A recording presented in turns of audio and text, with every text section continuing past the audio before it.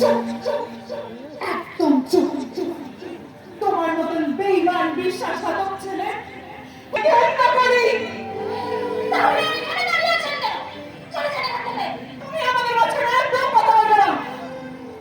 দোষ তো তোমার না, দোষ এই মানুষটা যাকে আমি মনে প্রাণে ভালোবেসেছিলাম। কেন কেন বাচ্চা, কেন এরকম ছলনা করলে আমার সাথে? শুধু টাকার জন্য নাকি আমার আমি জবাব চাই, জবাব চাই, জবাব চাই।